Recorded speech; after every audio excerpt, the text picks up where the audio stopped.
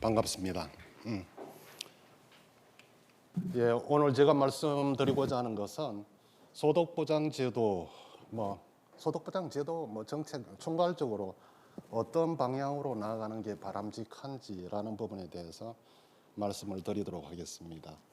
목차는 밑에 나와 있듯이 먼저 현황과 한계를 말씀드리고 비전하고 재구조화 방향을 말씀드리고 몇 가지 주요 소득보장 제도에 대한 개편 방향을 말씀드리도록 그렇게 하겠습니다. 첫 번째, 그 소득보장 정책 현황에 대해서 말씀드리면은 우리나라 복지제도, 소득보장 제도를 포함해서 복지제도는 외국에 있는 제도는 거의 다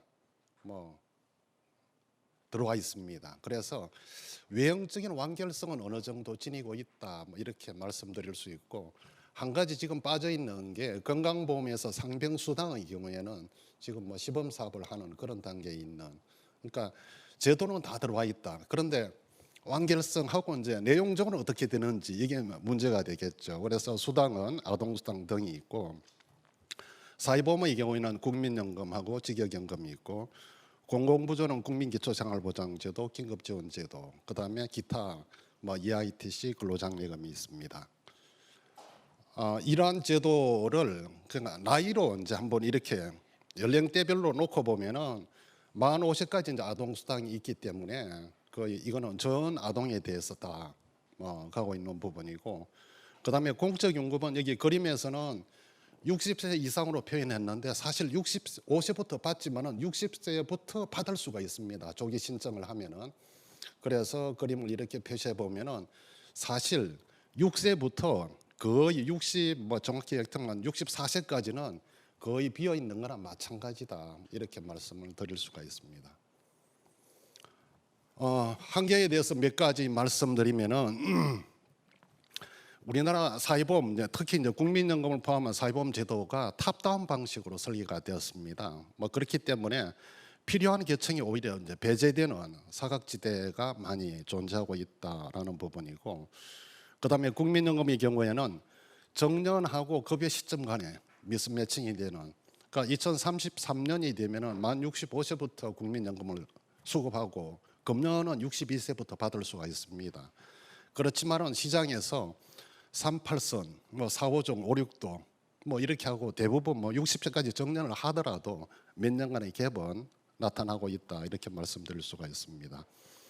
그 다음에 보장 수준이 너무 낮아가지고 기초연금하고 국민연금을 받을지라도 노인의 40% 이상이 상대 빈곤선, 중위소득 50% 미만에 머물고 있다, 이렇게 되어 있는 부분이고, 고용보험 제도의 경우에는 시장에서의 차별이 제도에서의 차별로 이어지는 이중차별의 문제, 그러니까 비정규직 이런 분들이 거의 배제되고 있고 보험급여 혜택을 받고 있지 못한다는 것이죠.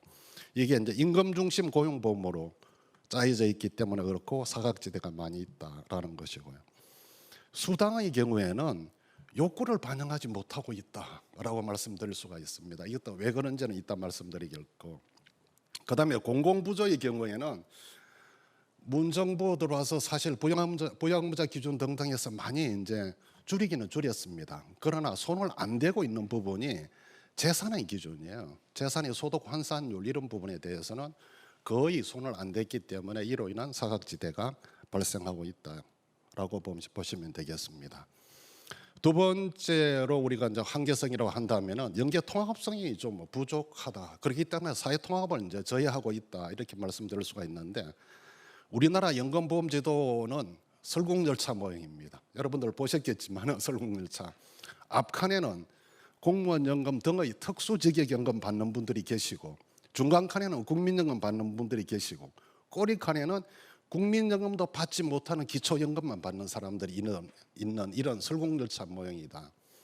이런 모형으로서는 사회통합이 될 수가 없습니다.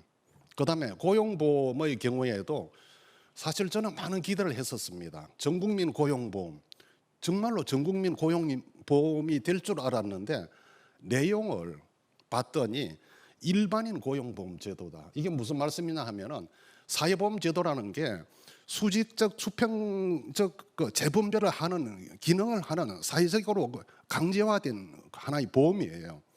네, 그럼에도 불구하고 실제로 그러니까 실업의 고통을 가장 적게 받는 특수직역연금 받는 분들은 다 고용보험에 다 빠져 있더라. 우리가 전국민 건강보험이라 하면은 다 들어가 있지 않습니까? 이제 그렇다면은 고용보험에서 저는 특수직역연금 받는 분들이 빠져 있는 부분은 바람직하지 않다. 사회통합 차원에서도 그렇고 재정을 운영하는 측면에서도 그렇습니다. 이거는 그런 부분이 있다라는 것이고요. 그다음에 이제 노인소득보장 이런 대부분 우리나라 제도들이 칸막이가 너무 심합니다. 그러니까 하나의 노인소득보장을 하는 제도가 분절적으로 되어 있기 때문에 예를 든다면은 노인 일자리 기초연금 국민연금 기초생활보장제도 다 분절적인 운영이기 때문에 소개의 성과를 보이고 있지 못한다 이렇게 말씀드릴 수 있습니다. 그래서 이제 대표적인 한 가지만 뭐 그림 두 가지만 소개했는데 하나는 노인빈곤율. 여기 조금 뭐 과거 데이터지만은 지금은 약 한 42.몇 퍼센트 되는데 한때 우리나라가 전혀 노인 빈곤율 높게 갔을 때가 49.6%까지 갔더랬습니다. 노인 빈곤율은 당연히 OECD 압도적인 1위이고 국가의 공적 이전으로 인한 노인 빈곤율 감소 효과는 매우 낮은 뭐 여기 밑에 하단에 진하게 나와 있는 걸로 확인하실 수 있겠습니다. 자, 그러면 이제 어떠한 뭐 비전과 재구조 방향으로 가야 될까? 뭐 벌써 9분 지났네요.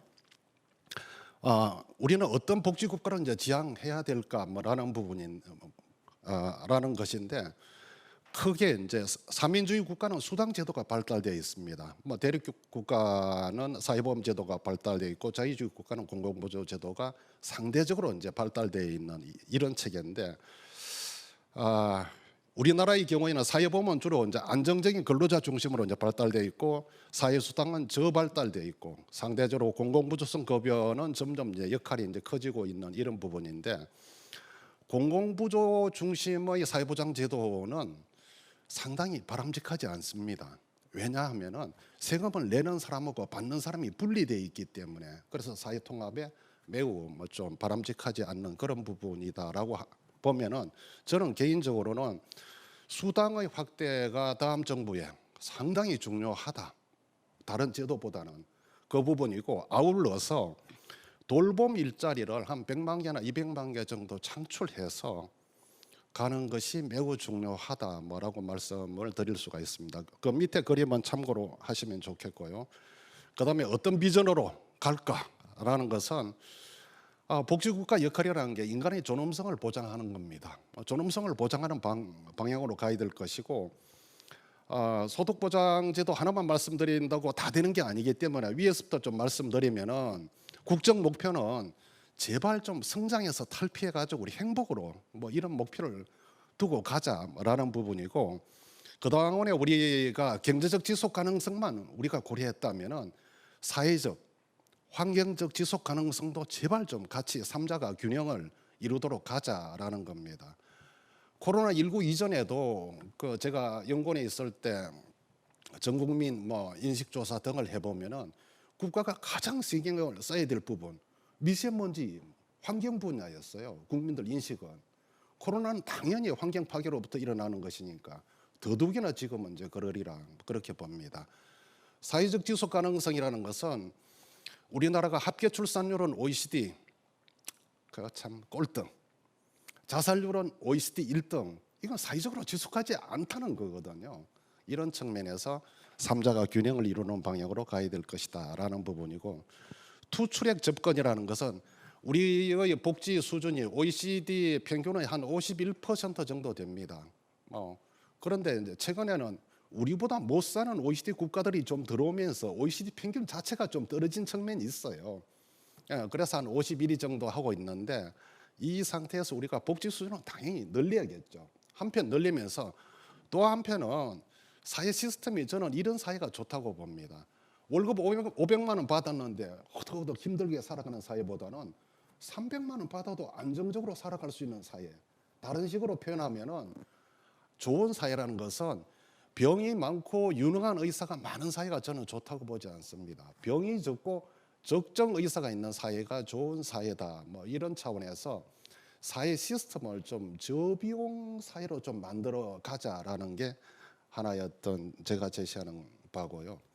그다음에 영역 간 제도 간 제발 좀 통합이 돼야 된다라는 말씀은 아까 말씀드렸기 때문에 생략을 하고, 제발 좀 중장기 좀 로드맵을 갖고 살아가자 우리가 합시다라는 부분인데, 그동안에는 뭐 뭔가 문제가 터지면은 이제 복지제도 하나 만들고, 예를 들어서 정인이 사건이 나오면은 아동 학대에 대해서 무슨 뭐 정인이법 등등을 만드는 이런 일들은 앞으로는 좀 안 했으면 좋겠다 뭐라는 부분이고, 사실 이제 복지제도라는 게 1차 뭐 산업혁명, 2차, 4차까지 지금 오고 있다는데 2차 산업혁명 이후에 만들어진 그 하나의 어떤 제도들이거든요.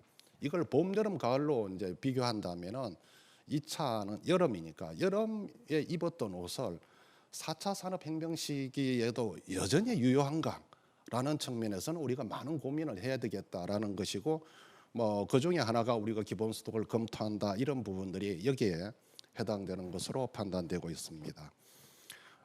그다음에는 좀 우리가 좀 사회가 공정해졌으면 좋겠다는 건 누구나 다 동의하는 바고, 제발 가치 생산자와 이익 향유자 간에 뭔가 좀 균형이 있고 조화를 이루어야 되는데 우리나라는 좀 그런 게 안 되고 있는, 그다음에 그렇기 때문에 각자 도생해서 지금 사실은 저는 뭐 공생으로 가야 된다라고 그렇게 보고 있습니다.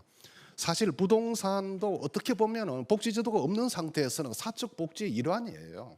이 사적 복지에서 그다음에 공적 소득, 공적 복지 체계로 이양을 해야 되는 게 우리가 해야 될 그런 일이다라고 말씀드릴 수 있습니다.